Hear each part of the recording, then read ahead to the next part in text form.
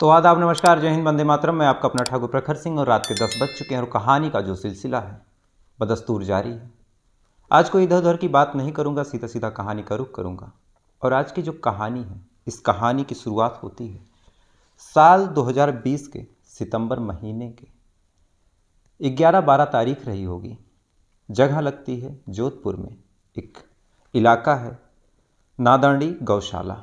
और इसी गौशाला के पीछे एक नाली की सफाई कर्मी जो थे सफाई कर रहे थे। चूंकि पानी चोक हो चुका था, पानी बह नहीं रहा था, लिहाजा वो किसी डंडे को, किसी बांस को उस नाले में इधर उधर से डाल डाल के चेक कर रहे थे कि अगर कुछ ब्लॉकेज हो, कहीं कोई चीज़ फंसी हो तो वो निकल जाए। जब बांसों को उस नाली में जो सफाई कर्मी थे वो मारते हैं तो एक पॉलीथीन बड़ी तेजी के साथ बाहर आती है। जैसे ही पॉलीथीन बाहर आती है, जो पानी का फ्लो था अचानक से खुल जाता है। लेकिन पानी के फ्लो के खुलने के साथ साथ उस पूरे इलाके में एक अजीब सी दुर्गंध फैलती है। सारे लोग एक तरह से चौंकते हैं कि इस पॉलीथीन में ऐसा क्या था जिससे इतनी बदबू आ रही है। लिहाजा बड़ी उत्सुकता के साथ उसे चेक करने के लिए कि कौन मूर्ख था, इसमें क्या फेंक दिया, जो सफाई कर्मी थे उस पॉलीथीन को खोलते हैं। खोलने के बाद अंदर झांकते हैं और जैसे ही अंदर झांकते हैं चौंक के पीछे हट जाते हैं, क्योंकि उस पॉलीथीन में किसी इंसान के 2 कटे हुए हाथ रखे हुए थे। हाथ काफ़ी दिन पुराने थे, लिहाजा सड़ चुके थे। अब ये चीज़ देखने के बाद एक तरह से उन लोगों का सर घूम जाता है कि ये क्या छू दिया है, ये क्या देख लिया। फ़ौरन को पुलिस को फ़ोन करते हैं। पुलिस की टीम मौके पे पहुंचती है, वो भी देखती है, उसका भी माथा घूमता है कि क्या कुछ था। लिहाजा अब बाकी के अंगों को पाने के लिए, बाकी के अंगों को निकालने के लिए ठीक ठाक तरीके से पूरे नाली की जांच कराई जाती है। जांच पड़ताल सुबह से लेकर शाम तक चलती है और शाम होते होते 2 पैर भी मिल जाते हैं। पैर मिलते हैं, अब बारी थी इस चेहरे की। पुलिस वाले और जांच पड़ताल करते हैं और अगले दिन तक एक चेहरा भी मिल जाता है। अब शरीर के सारे अंग जब मिलते हैं, एक नाले से बह के किसी इंसान के बॉडी पार्ट आए थे, तो ये खबर जब आगे गई तो जो पुलिस वाले थे उन्होंने सोचा कि इस मामले को खुद हैंडल ना करते हुए अपने जो सीनियर अधिकारी हैं, चाहे वहाँ के डीएसपी हों, चाहे एसपी हों, उन सबको सूचना दी जाए। सारे लोग मौके पे आए, चूँकि कहीं ना कहीं ये कोई बड़ा मामला लग रहा है। लिहाजा पुलिस वाले अपने अव्वल दर्जे के अफसरों को फ़ोन करते हैं और इस मामले की जो जिम्मेदारी लेते हैं, इस मामले को सुलझाने का जो जिम्मा उठाते हैं, वो थे डीएसपी धर्मेंद्र सिंह जिम्मा उठाते हैं। लेकिन सबसे पहले सवाल यही था उनके सामने कि ये मरने वाला कौन है, सबसे पहले इसका पता लगाना है। पुलिस वाले मरने वाले की फ़ोटो, जो भी चेहरा मिला था, सड़ी गली लाश मिली थी, उसकी तस्वीर आसपास के इलाकों में सर्कुलेट करते हैं, वायरल करते हैं। साथ ही जितने भी थाने लग रहे थे, आसपास के जितने थाने थे, सभी थानों में ये पूछताछ भी कर रहे थे कि क्या कोई ऐसा शख्स है, क्या कोई ऐसा इंसान है जो गायब हुआ है। किसी की मरने की कोई शंका भरी कोई खबर हो या फिर कोई ऐसी बात हो तो आप कंप्लेन कीजिए या फिर मैच कराइए। अगर सारी चीज़ें मैच होती हों तो आइए, आप शिनाख्त कीजिए बॉडी, अगर मैच हो तो आप लेके जाइए और फिर जो आगे की कार्रवाई है वो सारी चीज़ें हम कर सकें। पुलिस वाले इतना करने के बाद अब इंतज़ार करने लगते हैं कि कोई तो आएगा जो बॉडी क्लेम करेगा। क्योंकि जो ये लाश है बहुत दूर से आई नहीं है, किसी नाले में मिली है तो किसी ने पास में ही इसे डंप किया होगा, यानी जो मरने वाला यहीं आसपास का होगा। पुलिस वाले इस उम्मीद में बैठते हैं कि शायद कोई आएगा, लेकिन कई दिनों तक इंतज़ार करने के बाद भी कोई भी ऐसा रिपोर्ट, कोई भी ऐसा डाउट या फिर कोई भी ऐसी चीज़ नहीं मिलती जिससे पता चल सके कि ये मरने वाला कौन है। लिहाजा पुलिस वाले खुद से ही इस मरने वाले के परिवार वालों को ढूंढने का फैसला करते हैं। जिस जगह पे ये लाश मिली थी उस जगह की अच्छे से तलाशी करवाते हैं, सारी चीज़ें करवाते हैं, ताकि कोई ऐसी चीज़ मिल जाए जिससे ये मामला खुल सके, कोई ऐसा हिंट मिल जाए, कोई ऐसा क्लू मिल जाए।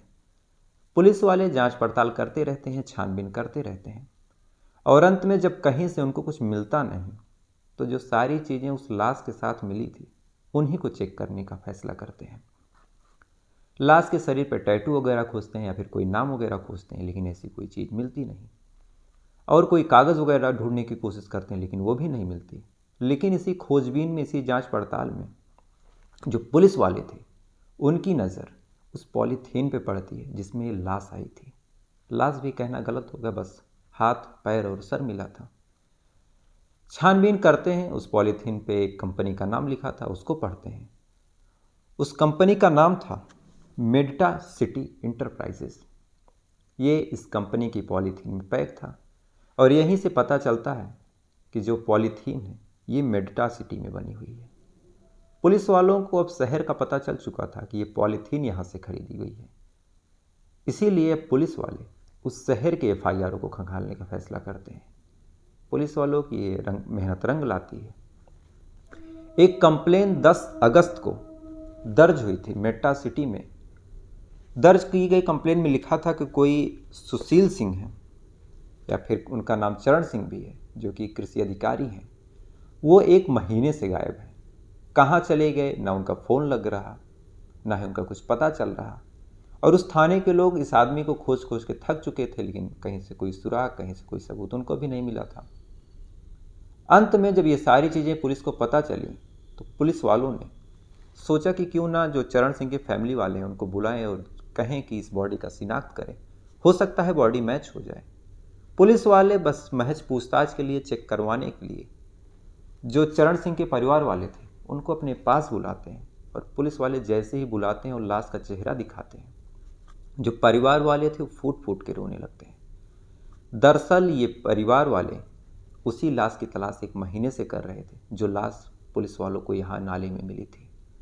अब पुलिस के पास सबसे बड़ा सवाल यही था कि एक इंसान जो दूसरी जगह पे रहता है, वो इंसान यहाँ आया कैसे, उसे किसने मार दिया, ये इंसान की किसी से क्या दुश्मनी रही होगी।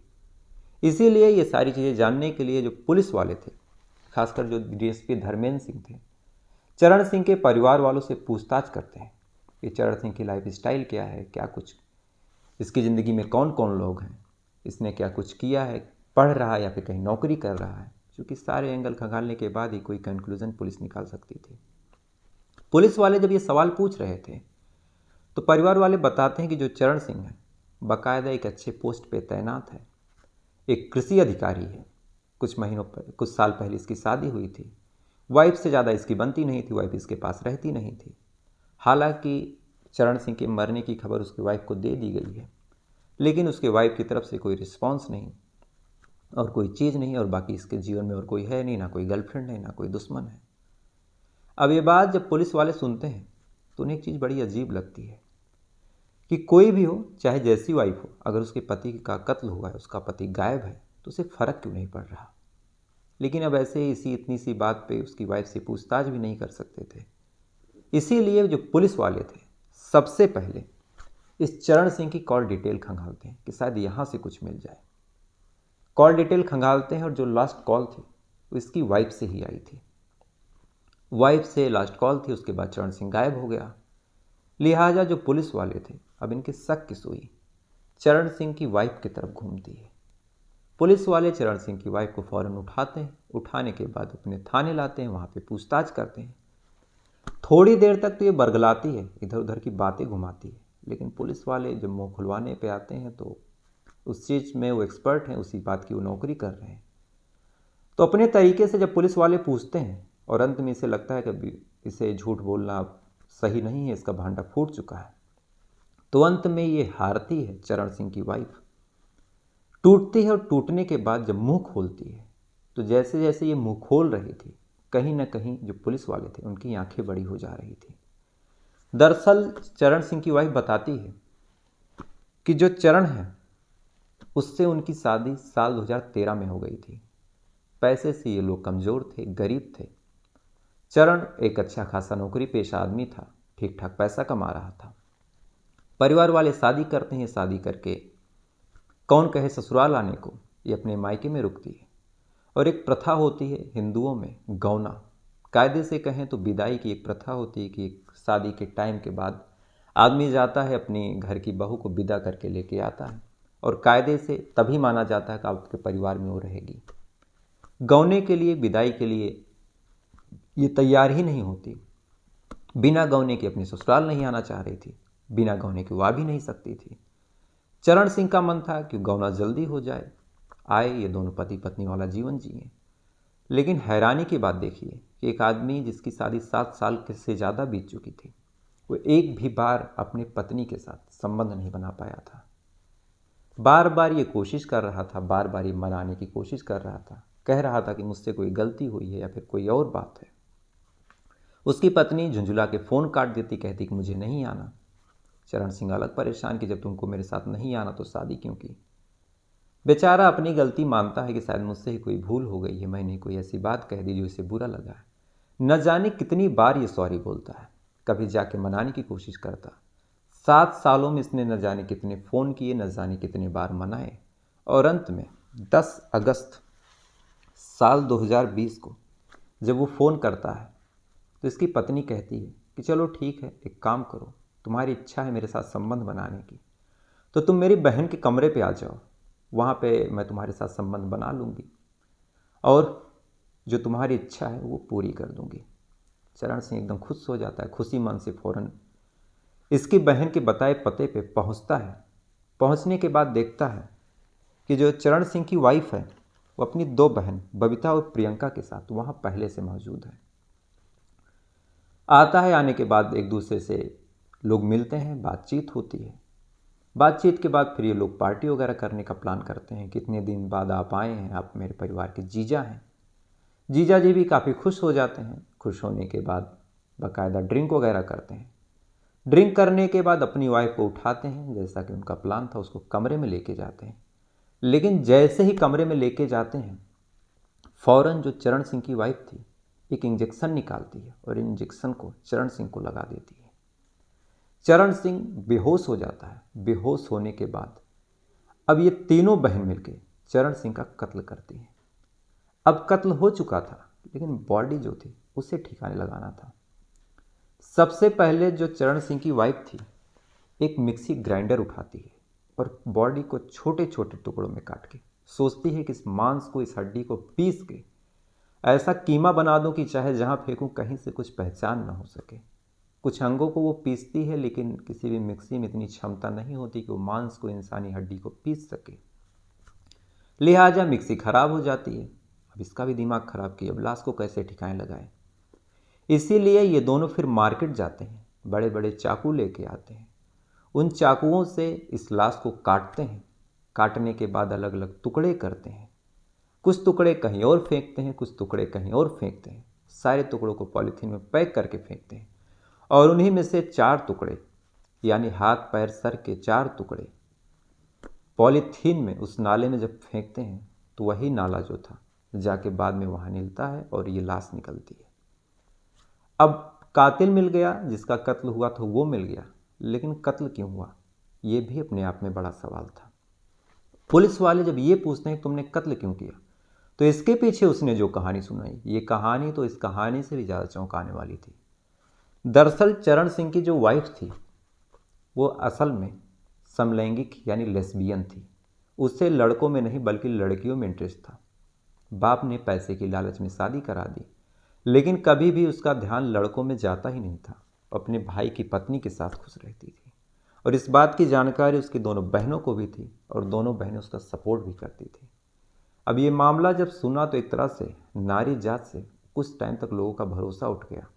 और बड़ा मशहूर शायर रह चुके हैं राहत इंदौरी, उन्होंने कहा, और शायद आप लोगों ने सुना होगा कि बुलाती है मगर जाने का नहीं।